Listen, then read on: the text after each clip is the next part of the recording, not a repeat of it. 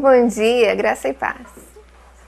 Quando Deus enviou Jesus ao mundo, Ele tinha como finalidade a libertação e a salvação perfeita do homem.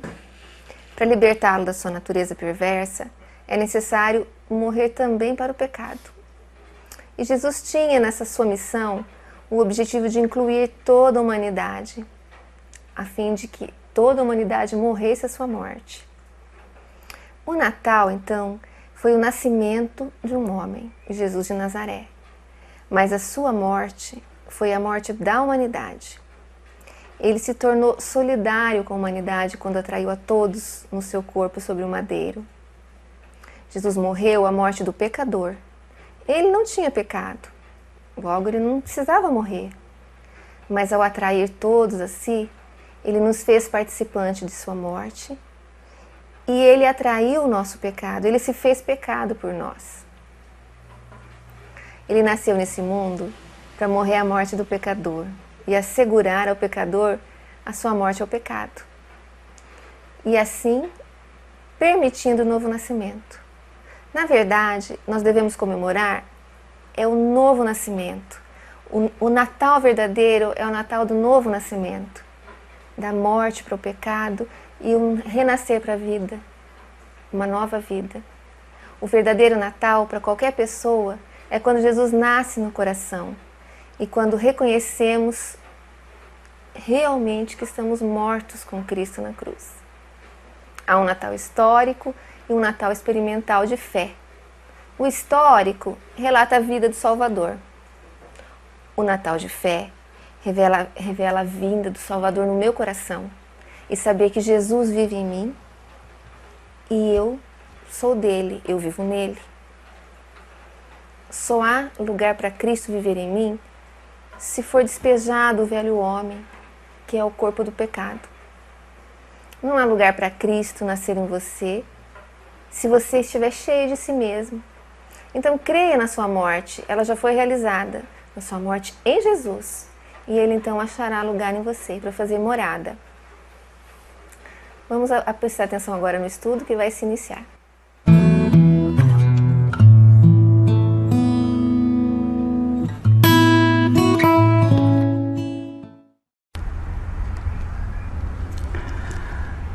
Portanto, assim como por um só homem entrou o pecado no mundo, e pelo pecado a morte, assim também a morte passou a todos os homens, porque todos pecaram.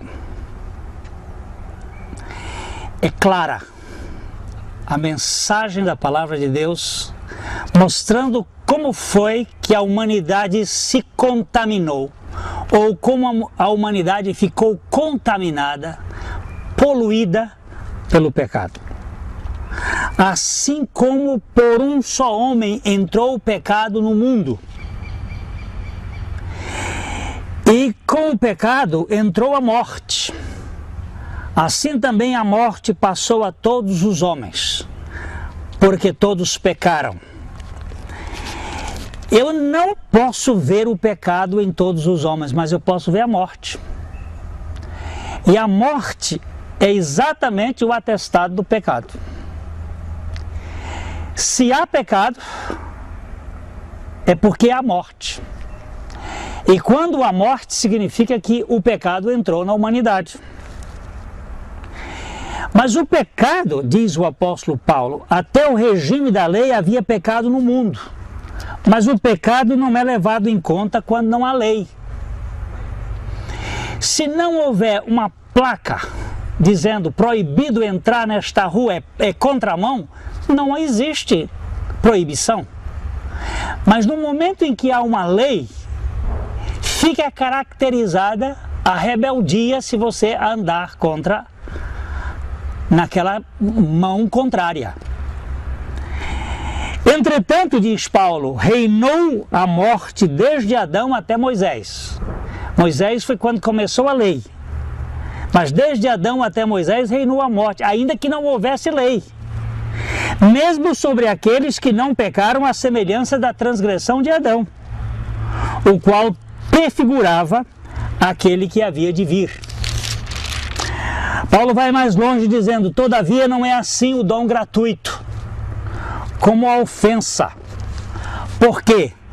Se pela ofensa de um só, isto é, pelo pecado de Adão, morreram muitos, muito mais a graça de Deus e o dom pela graça de um só homem, Jesus Cristo, foram abundantes sobre muitos. Aqui nós temos a comparação. Por um homem entrou o pecado, pelo pecado entrou a morte. Mas também por um homem entrou a salvação do pecado.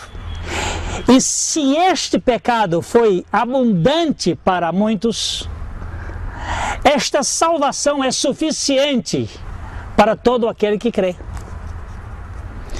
O pecado é uma realidade na vida humana. E porque eu sei que ele é uma realidade por causa da morte. Mas Jesus Cristo morreu. Ele morreu o preço do pecado. Ele pagou o preço do pecado. E ele ofereceu agora uma nova perspectiva, trazendo salvação. Ele chama de dom gratuito.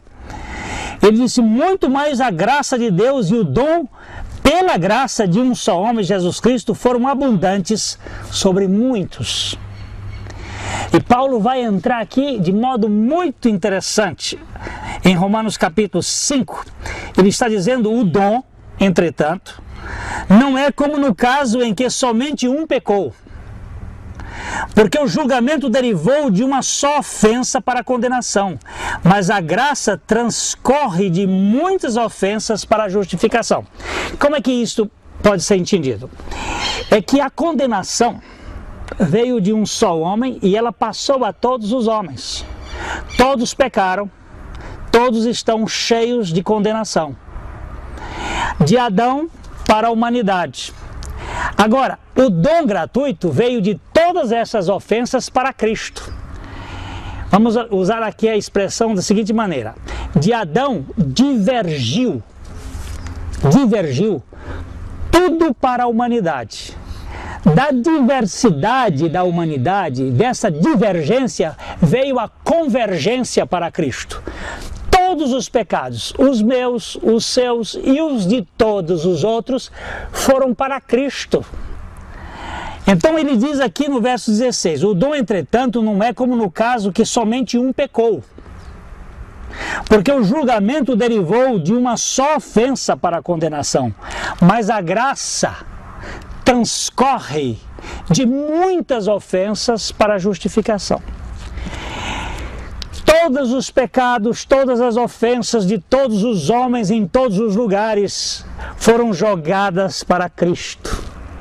Ele foi como se fosse um funil que recebeu a pecaminosidade de todos os seres humanos de todas as épocas, para oferecer uma justificação pela graça. Se pela ofensa de um, diz Paulo, e por meio de um só reinou a morte, muito mais os que recebem a abundância da graça e o dom da justiça reinarão em vida por meio de um só, a saber, Jesus Cristo. Deus trata apenas com dois homens: Adão na condenação, Cristo na salvação. Um pecado de Adão gerou a condenação da humanidade. Todos os pecados da humanidade gerou a salvação em Cristo. Um pecado de Adão trouxe condenação para todos. Todos os pecados dos homens, mediante Jesus Cristo, trouxe salvação a todo aquele que crê. Assim como Adão pôde exercer a sua decisão moral, nós também precisamos exercer a decisão moral. Adão exerceu a sua decisão moral para desobedecer. E eu preciso exercer a minha decisão moral para crer. Quando eu creio na suficiência da graça de Deus, então esta graça se torna efetivamente expressão da minha experiência. Se pela ofensa de um e por meio de um só reinou a morte, muito mais os que recebem a abundância da graça e o dom da justiça reinarão em vida por meio de um só, a saber, Jesus Cristo. Há um reinado de vida, não reinado de morte. A morte é a característica do pecado. A vida é o resultado da salvação. Jesus disse: eu vim para que tenham vida e para que tenham com abundância. Eu sou o caminho, a verdade e a vida. Quem crê em mim, disse Jesus, ainda que esteja morto, viverá. E todo que vive e crê em mim, nunca morrerá. Vida. E este reinado da vida é o reinado da fé na obra de Cristo mediante a graça. Temos falado em outros programas aqui que graça é Deus dando, é Deus fazendo tudo a quem não merece coisíssima alguma. Nós somos salvos mediante a graça de Deus em Cristo. E Paulo vai mais adiante dizendo assim: pois assim como por uma só ofensa, isto é, a ofensa de Adão, veio o juízo sobre todos os homens, veio o juízo sobre todos para condenação, assim também, por um só ato de justiça, veio a graça sobre todos os homens para a justificação que dá vida. Vou voltar a ler para você ver aqui. Pois assim como por uma só ofensa, por uma só desobediência, veio o juízo sobre todos os homens para a condenação. A ofensa de Adão trouxe o juízo sobre todos os homens para a condenação. Assim também, por um só ato de justiça, a justiça de Cristo, por um só ato de justiça. Ali na cruz, Cristo exerceu a justiça de Deus, crucificando a nossa natureza velha, levando os nossos pecados, realizando aquela obra de poder nos expiar dos nossos pecados. Ele diz aqui: por um só ato de justiça veio a graça sobre todos os homens para a justificação que dá vida. A justiça do homem gera morte. A pessoa que é justa pela sua própria justiça fica muito soberba quando alguém a fere, quando alguém mexe nos seus direitos. Ela fica brava, fica arrogante. Ela é capaz de até matar, porque diz: mexeu com os meus direitos. É o justo pela sua própria justiça, que acha que é bom. Mas quando nós somos justificados pela justiça de Cristo, o que acontece? Vai gerar um estado de aceitação, de compreensão, de moderação, de afeto, de respeito, que nos garante vida, viver com qualidade, com expressão. Ninguém que foi alcançado pela graça de Deus se vinga ou fica desejando com ódio no coração o sofrimento do outro, a morte do outro, ou coisa dessa natureza, porque isso é da natureza humana, é da justiça humana. Mas quando nós somos justificados, a gente faz exatamente como Estevão, que estava sendo apedrejado, que estava sendo morto, e ele fez uma oração: Pai, não imputes a eles esse pecado. Não está desejando que o outro se dane, mas está orando e pedindo que a graça de Deus, assim como Deus nos alcançou, possa alcançar aquele que nos ofende. Isto é uma grande vida, é uma vida que tem dimensão, que pode aceitar. Muitos casais estão vivendo hoje, marido e mulher debaixo do mesmo teto, só para viver ali, dando satisfações a uma sociedade bichada, doente, ou às vezes por causa de filhos, por causa de herança, coisas dessa natureza. Mas uma vida medíocre, sofrida, amargurados, ressentidos, não tem perdão. Há uns anos atrás eu fiz um casamento e estava falando para os noivos a necessidade que tem no casamento de se perdoar. Você tem que perdoar quantas vezes? Jesus disse, Pedro achou que 7 vezes era suficiente. Jesus disse, não, Pedro, 70 vezes 7. Perdão é condição sine qua non, não é uma questão matemática.